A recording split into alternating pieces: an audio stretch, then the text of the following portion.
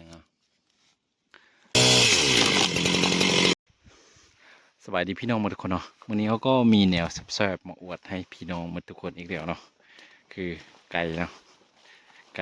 ไก่ขวาเลยไก่ตีนแดงๆเลยโอ้จะมากินข้าวปลาได้เนาะ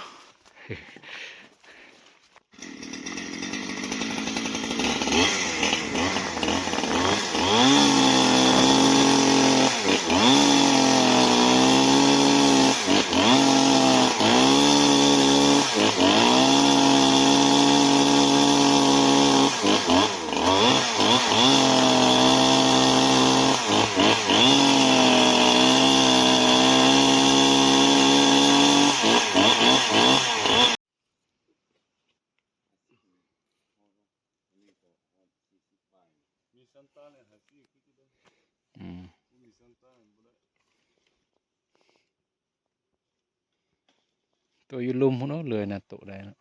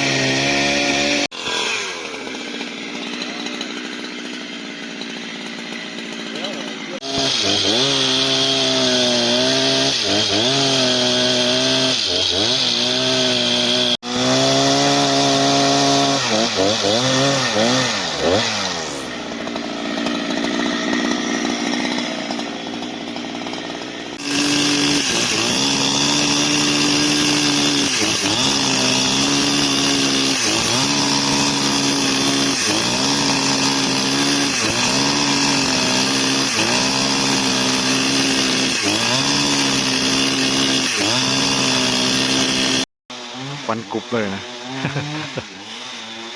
คือถ้าเขาบดตัดบดเรือยก็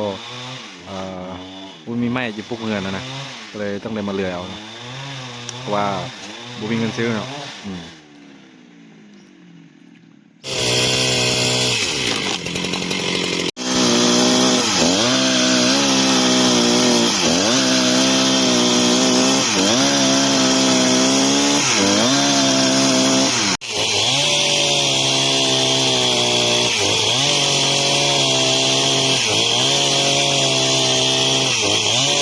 ไก่ขวาด้วยไก่ขวาตีนแดงๆอ่ะอยู่กลางป่าเลย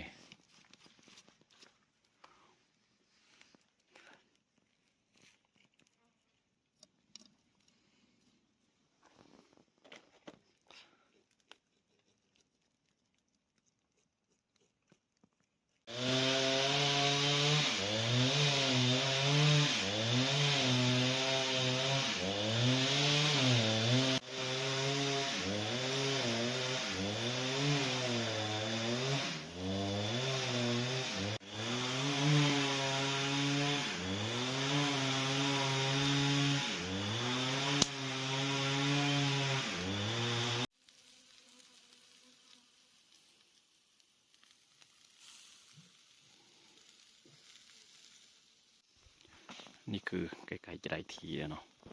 ไก่เวลาซื้อแบบโคตรมันเลยนะน้ำมันตกยบ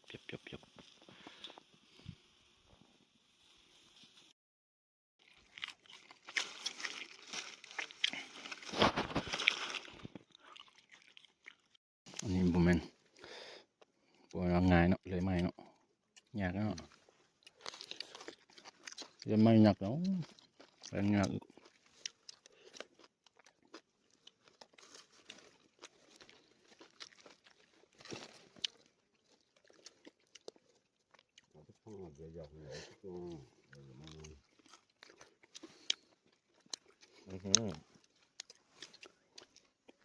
กินอะไรกันเนี่ยคนเนี่ยกินอะไร น้องกินหมดเลย นี่เอาไป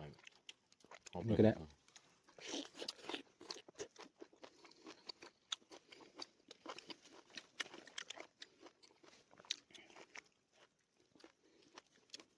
เงา เอานิดนึงข้างในที่มันเป็นอะไรที่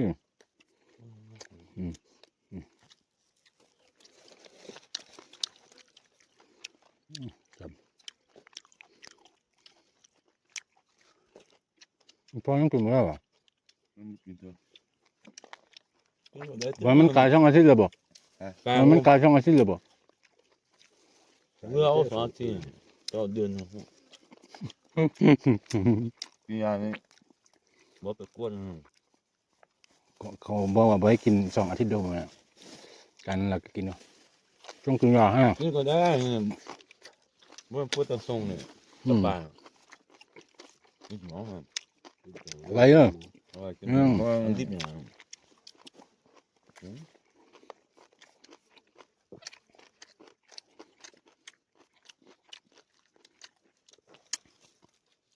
นี่จะพวกเราเบียร์อย่าสูบบอชนี่ปอดเนี่ยบุกขลัง เราก็รับอาหารเราเป็นบวกกำลังไม่ได้สู้ มันเอาไปกวนเวียงกับบุกขลังไม่ยังเขาของเอากับสิปอด ปอดนี่มีแต่ เบียร์อย่าสูบนี่ขลังได้นี่เพราะว่า เวลาเขา บุกขลังเรากินเลยเขาว่า เวลาเขาดูดบ่กินน้ำบ่มันเข้าปอดดู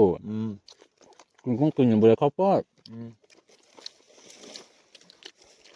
2-3 มื้อจะไปกุกข้างบนอันนี้บุกขลังตัวได้ขึ้นได้นี่แม่ขึ้นได้แม่ก็ได้นะสิเนี่ย เนาะ นี่แต่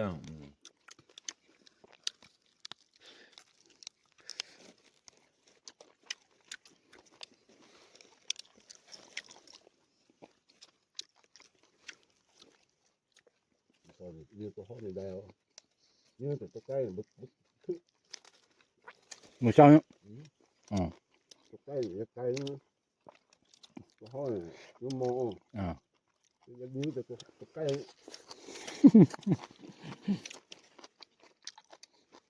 ใกล้ปลาเนาะใกล้ขวาเนาะ กระเป๋าตะคูนะห่อไปเดินห้องอยู่ใกล้กับห้องอยู่ ใกล้กับห้อง ห้องในกับห้องในไรโตทางนั้นทางนี้ มะกอกก็ ดีมาก มะกอกกับมีหลายชนิดเนาะ มีตัวซ่าม ะกอกจะใหญ่ ตัว นี่ ได้กับห้องตัวได้กับห้อง มันตกใจอันอื่นเด้อ ตัวฟ้าบ่ตะมูบ่เนาะ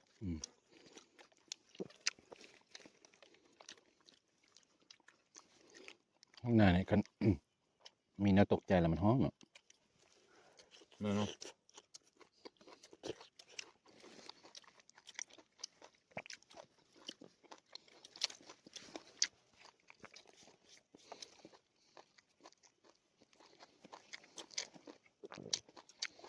อยู่ห้วยทางพุ่นนี่ขึ้นมาทางนี้สบายกว่าติมาตรงนั้นน่ะเนี่ยนั่นก็มีกรงใหญ่ๆดูเหลือบ่ได้วะ เนี่ยของผม สบายกับส เป็ บาย นไก่ ไก่บ่ อัดทางในตัวนี่ดูนี่แน่เนี่ยก็เจอกันของก็เรื่องก็ใหญ่เนาะ แล้วไปดูบางหัว บุก จะเจ้าไปเรื่อยไม่ละกินไปแล้วแยกไก่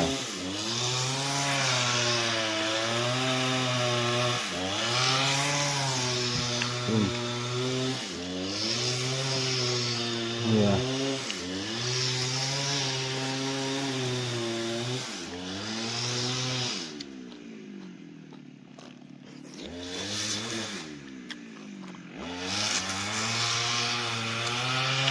เราไ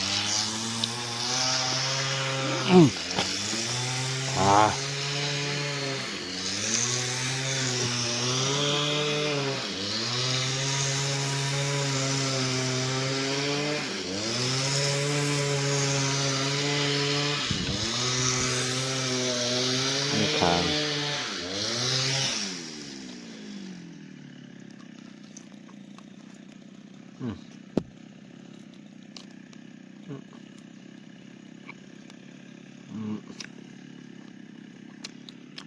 าวตา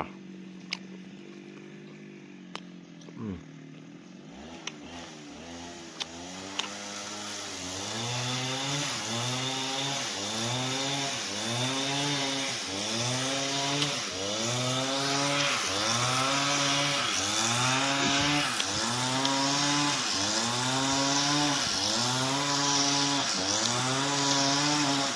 โดยเฉพาะ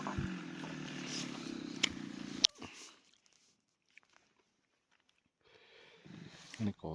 จะได้เอาเมียนเอากลับพวกนั้นไม่เอาที่ยังเอาเมียน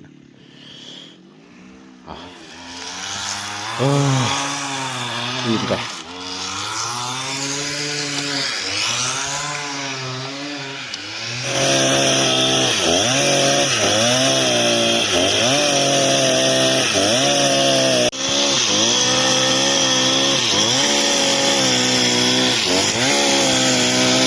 ตอนนี้ก็แรงแล้วนะเขาจะได้เมื่อแล้วนะปัดมามินิโกเมื่อย ขอขอบใจที่เข้ามาที่ตามรับชมเนาะเจอกันในคลิปต่อไปเนาะ